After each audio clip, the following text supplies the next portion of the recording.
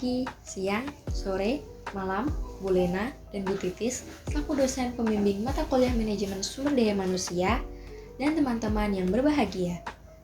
Semoga tetap semangat dan tetap sehat ya.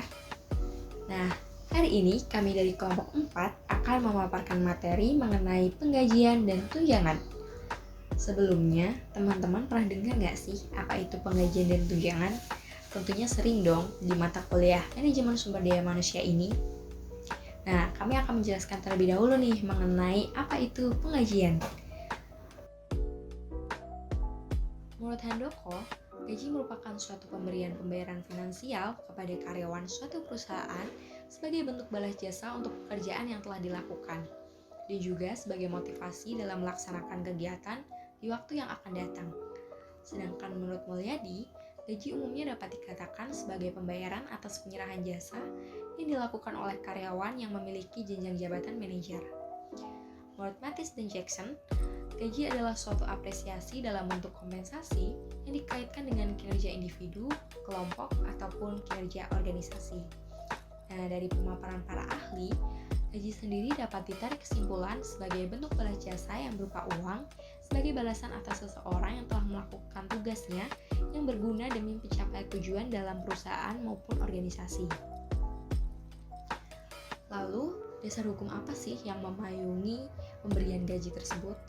Berdasarkan pasal 88 ayat 3 dalam Undang-Undang Cipta Kerja Nomor 11 Tahun 2020, kebijakan penggajian ini meliputi upah minimum, struktur dan skala upah, upah kerja lembur, upah tidak masuk kerja, atau tidak melakukan pekerjaan karena alasan tertentu, dan bentuk serta cara pembayaran upah, dan hal-hal yang dapat diperhitungkan dalam upah, serta upah sebagai dasar perhitungan atau pembayaran hak dan kewajiban lainnya. Setiap pekerja atau buruh berhak memperoleh upahnya yang sama untuk pekerjaan yang sama nilainya. Dan pengusaha wajib membayar upah kepada pekerja atau buruh sesuai dengan kesepakatan pasal 88A ayat 3 Undang-Undang Cipta Kerja Nomor 11 Tahun 2020.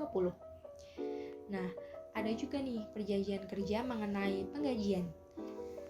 Besaran upah atau gaji dan cara pembayarannya merupakan salah satu isi dari perjanjian kerja.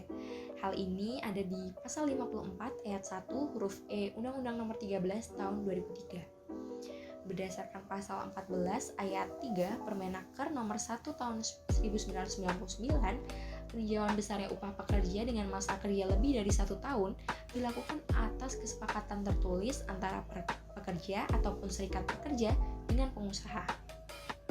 Nah, kesepakatan tertulis tersebut ditempuh dan dilakukan melalui proses perundingan bipartit antara pekerja dan serikat pekerja atau serikat pekerja dengan pengusaha di perusahaan yang bersangkutan. Lalu, faktor-faktor apa sih yang mempengaruhi besaran gaji? Nah, besaran gaji ini dipengaruhi oleh berbagai faktor nih, seperti halnya yang pertama, permintaan dan penawaran dari tenaga kerja. Nah, dalam permintaan dari tenaga kerja, perusahaan diartikan begitu membutuhkan keberadaan tenaga kerja ini nih, sehingga probabilitas besaran gajinya akan lebih tinggi. Sedangkan dalam penawaran tenaga kerja, pelamar membutuhkan pekerjaan tersebut. Jadi besaran gajinya dapat dikatakan relatif lebih rendah. Yang kedua, faktor kedua itu ada serikat buruh. Nah, serikat buruh merupakan ikatan yang menaungi aspirasi kesatuan pekerja dalam menghimpun tujuan yang ingin dicapai. Nah, dari serikat buruh ini nih akan ada namanya penghimpunan kebutuhan-kebutuhan dan keperluan-keperluan dari buruh itu, sehingga meminimalisir adanya pelanggaran hak dan kewajiban yang dimiliki oleh tenaga kerja dalam bekerja di suatu perusahaan terkait. Yang ketiga, faktornya adalah produktivitas kerja. Jadi, semakin tinggi produktivitasnya, baik tenaga kerja maupun perusahaan, maka besaran gaji yang akan diberikan juga semakin tinggi. Selanjutnya, ada posisi ataupun jabatan. Nah, masing-masing jabatan menurut tingkatannya memiliki tugas dan wewenang yang berbeda-beda. Makin tinggi jabatannya, tentunya makin kompleks juga dong tugas dan wewenang yang akan diembannya, maka kemungkinan penerimaan gajinya juga relatif lebih besar. Dan yang terakhir, faktornya adalah perundang-undangan. Nah, dalam mengetahui standar gaji suatu daerah nih, diperlukan peran serta pemerintah dalam menetapkan nih peraturan perundang-undangan mengenai tetapan gaji yang harus diberikan suatu perusahaan terhadap pekerjanya. Nah, selanjutnya tujuan pemberian gaji. Jadi gaji itu diberikan untuk apa sih? Yang pertama, gaji diberikan demi kepuasan bersama. Nah, relasi antara perusahaan dan pekerjaan ini nggak boleh dianggap sebagai relasi satu arah, melainkan keduanya harus sama-sama puas. Artinya bukan hanya demi tercapainya tujuan perusahaan ataupun hanya demi tercapainya tujuan pekerja, melainkan keduanya. Sehingga pemberian gaji merupakan salah satu yang dapat memfasilitasi kepuasan dari kedua belah pihak. Yang kedua, demi keberlangsungan relasi. Nah, perusahaan dan pekerja harus mampu menjalin relasi yang tidak hanya saling memuaskan. Jadi, tidak boleh hanya dalam jangka waktu yang pendek, melainkan juga harus terus-menerus dan berkelanjutan. Karena apabila hubungan keduanya tidak terjalin lama, maka akan mendatangkan kerugian baik bagi perusahaan sendiri maupun tenaga kerjanya.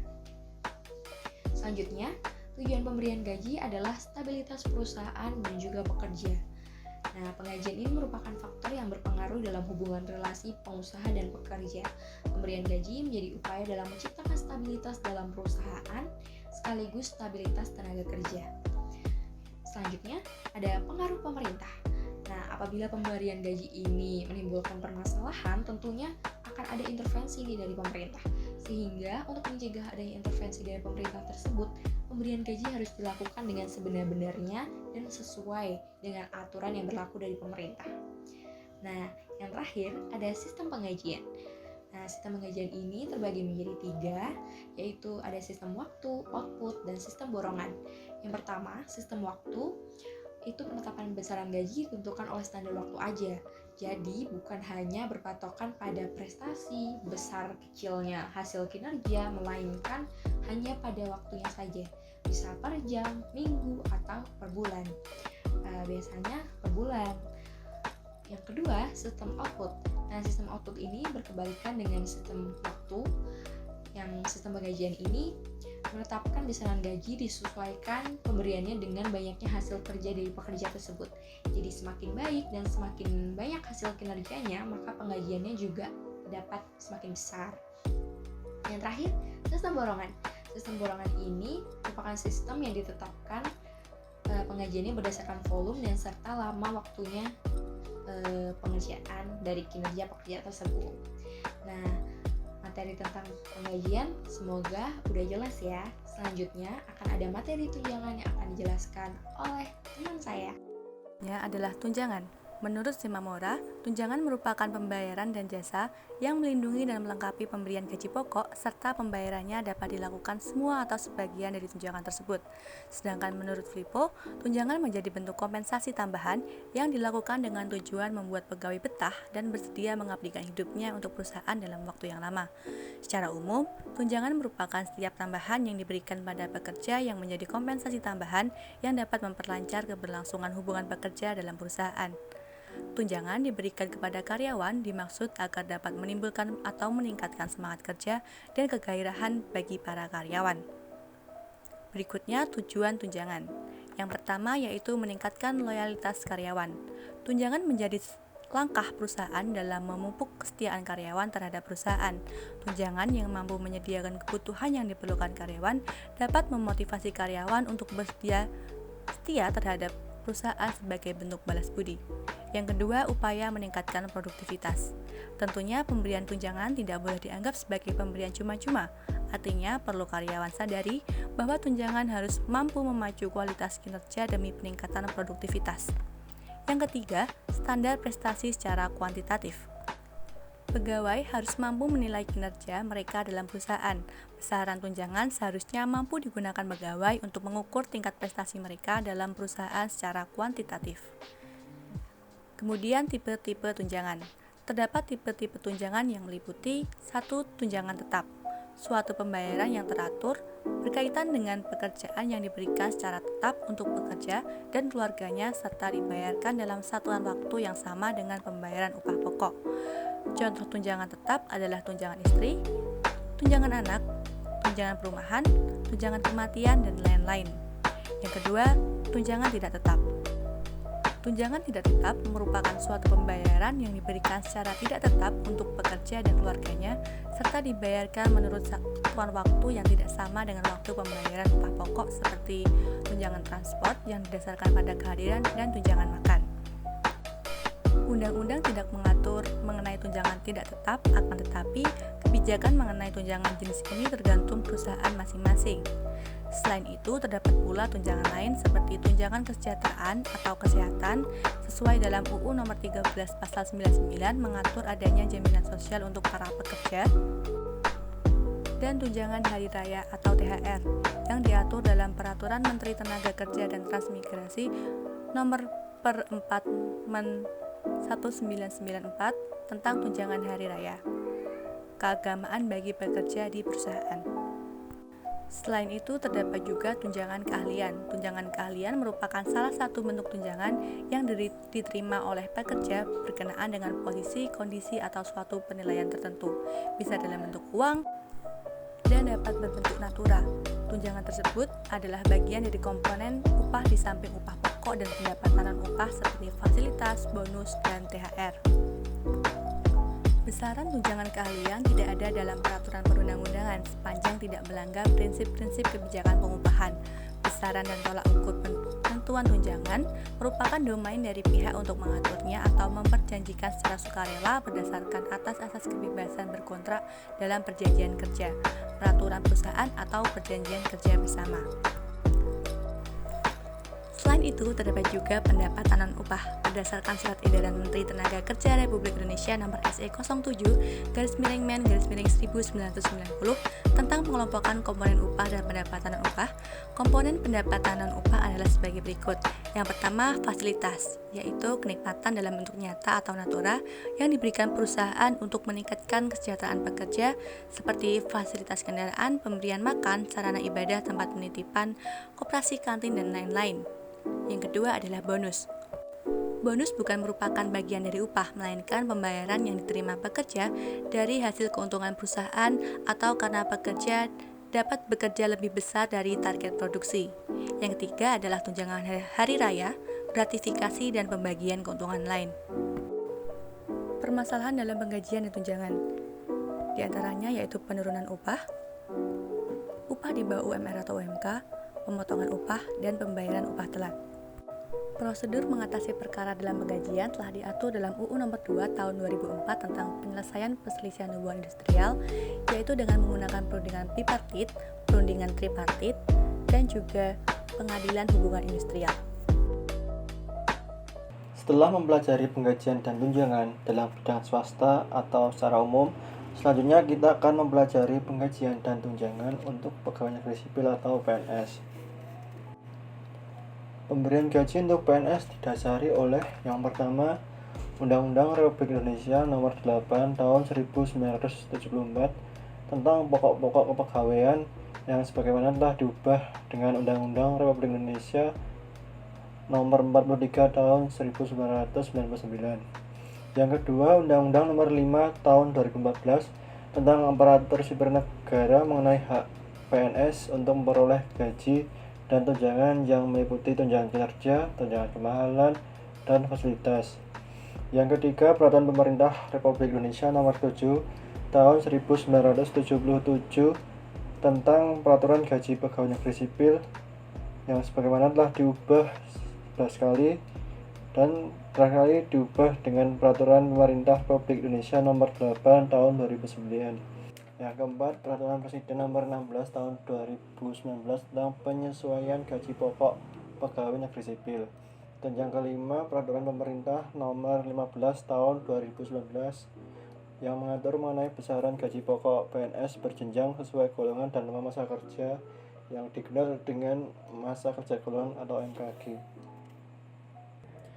Tingkatan gaji pokok PNS berdasarkan golongan dibagi menjadi 4 golongan, yaitu golongan 1, golongan 2, golongan 3, dan golongan 4. Untuk golongan 1 yaitu lulusan SD dan SMP terbagi lagi menjadi 4 golongan, yaitu golongan 1A yang memiliki tingkatan gaji antara Rp1.560.800 sampai Rp2.335.800. golongan 1B memiliki tingkatan gaji pokok di antara Rp1.704.500 sampai Rp2.472.900. Untuk golongan 1C memiliki tingkatan gaji yaitu Rp1.776.600 sampai Rp2.577.500, dan golongan 1D memiliki tingkat gaji di antara Rp1.851.800 sampai Rp2.686.500. Untuk golongan 2 yaitu lulusan SMA dan D3 terbagi menjadi 4 golongan, yaitu 2A, 2B, 2C, dan 2D. Untuk golongan 2A memiliki tingkat gaji di antara Rp2.022.200 sampai Rp3.373.600. Untuk golongan 2B memiliki tingkat gaji di antara Rp2.208.400 sampai Rp3.516.300. Untuk golongan 2C memiliki tingkat gaji antara Rp2.300.800 sampai Rp3.665.000. Dan golongan 2D memiliki tingkat gaji di antara Rp2.399.200 sampai Rp3.820.000. Untuk golongan 3 yaitu lulusan S1 hingga S3 terbagi juga menjadi 4 golongan, yaitu golongan 3A yang memiliki tingkatan gaji di antara Rp2.579.400 sampai Rp4.236.400. Untuk golongan 3B memiliki tingkatan gaji di antara Rp2.688.500 sampai Rp4.415.600. Untuk golongan 3C memiliki tingkatan gaji di antara Rp2.802.300 sampai Rp4.602.400. Dan golongan 3D memiliki tingkatan gaji di antara Rp2.930.800 sampai Rp4.797.000. Untuk golongan 4 terbagi lagi menjadi 5 golongan, yaitu golongan 4A yang memiliki tingkatan gaji di antara Rp3.044.300 sampai Rp5.000.000. Untuk golongan 4B memiliki tingkatan gaji di antara Rp3.100.073.100 sampai Rp5.211.500. Untuk golongan 4C memiliki tingkatan gaji antara Rp3.307.300 sampai Rp5.431.900. Golongan 4D memiliki tingkatan gaji antara Rp3.447.200 sampai Rp5.661.700. Dan golongan 4E memiliki tingkat gaji antara Rp3.593.100 sampai Rp5.901.200. Sistem penggajian PNS. Yang pertama, penggajian dilakukan berdasarkan pada daftar yang memuat pada satuan kerja pegawai bersangkutan yang berisi nama, tanggal lahir, nomor induk pegawai, pangkat atau golongan, status pegawai, jumlah keluarga dalam tanggungan pegawai, serta perhitungan penghasilan gaji bulanan berkenaan secara rinci. Dan yang kedua, pembayaran gaji dibayarkan dalam satu atau awal hari kerja bulan berkenaan. Sistem penggajian PNS juga dikenal dengan istilah gaji ke-13, yaitu pemberian gaji yang diperuntukkan untuk meningkatkan kesejahteraan pegawai negeri, pejabat negara, dan penerima pensiun atau tunjangan. Pemberian gaji ke-13 dibayarkan sebesar penghasilan sebulan yang diterima pada bulan tertentu yang dapat meliputi gaji pokok, tunjangan keluarga, tunjangan jabatan atau umum, dan tunjangan khusus kinerja. Selain memperoleh pemberian gaji, PNS juga memperoleh tunjangan. Pemberian tunjangan untuk PNS memiliki dasar hukum, yaitu Peraturan Kepala Badan Kepegawaian Negara Nomor 20 Tahun 2011 tentang pedoman penghitungan tunjangan kinerja pegawai negeri sipil. Yang kedua, Peraturan Menteri Pendayagunaan Aparatur Negara dan Reformasi Birokrasi Nomor 63 Tahun 2011 tentang pedoman penataan sistem tunjangan kinerja pegawai negeri. Yang ketiga, Peraturan Pemerintah Republik Indonesia Nomor 19 Tahun 2016 tentang pemberian gaji, pensiun, atau tunjangan ke-13 kepada pegawai negeri sipil. Dan yang keempat, Peraturan Pemerintah Republik Indonesia Nomor 36 Tahun 2019 tentang pemberian tunjangan hari raya bagi pegawai negeri sipil. Jenis tunjangan bagi PNS. Tunjangan bagi PNS terbagi menjadi 6 jenis. Yang pertama, tunjangan kinerja. Tunjangan kinerja atau bisa disebut TUKIN merupakan tunjangan paling besar yang diterima PNS. Besaran tunjangan kinerja berbeda-beda tergantung kelas jabatan maupun instansi tempat bekerja, baik instansi pusat maupun daerah. Di Indonesia, tunjangan kinerja tertinggi diperoleh oleh PNS Direktorat Jenderal Pajak, Kementerian Keuangan. Tunjangan kinerja PNS DJP atau Direktorat Jenderal Pajak diatur dalam Perpres Nomor 37 Tahun 2015, di mana tunjangan kinerja tertinggi sebesar Rp99.720.000 untuk level jabatan struktural eselon 1 dengan peringkat jabatan 26. Tukin terendahnya ditetapkan sebesar Rp5.361.800 untuk level paling rendah yakni jabatan pelaksana atau peringkat jabatan 4. Pemberian tunjangan kinerja tahun ini sama seperti halnya di tahun 2020. Pemerintah tidak mencairkan tunjangan kinerja bagi PNS. Hal ini sendiri disebabkan karena pengalokasian anggaran negara masih terus difokuskan untuk pemulihan kondisi di tengah COVID-19. Yang kedua, tunjangan suami atau istri.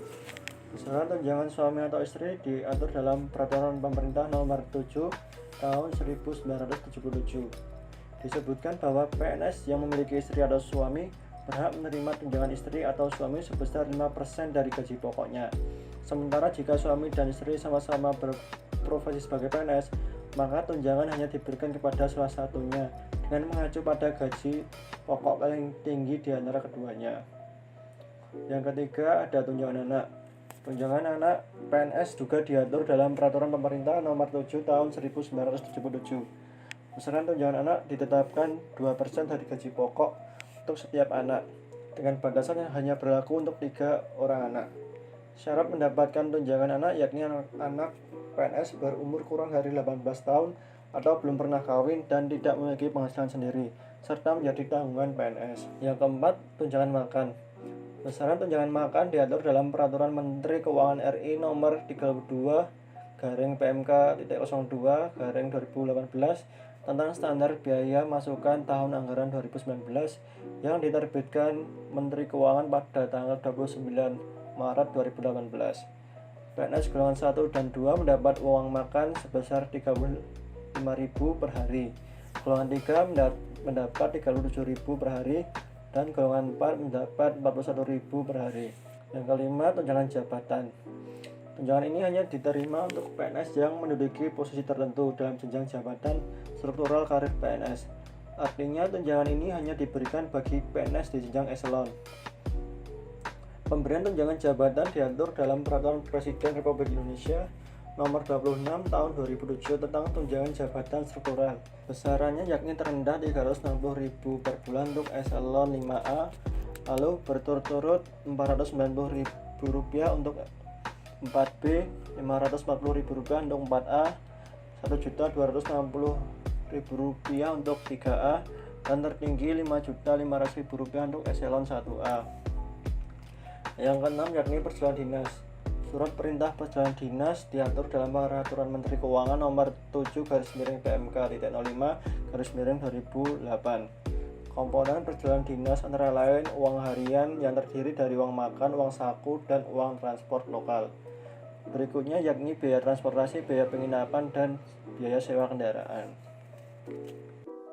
Mungkin itu saja materi dari kelompok kami tentang penggajian dan tunjangan. Apabila terdapat kesalahan, kami mohon maaf. Wabillahi taufiq wal hidayah. Wassalamualaikum warahmatullahi wabarakatuh.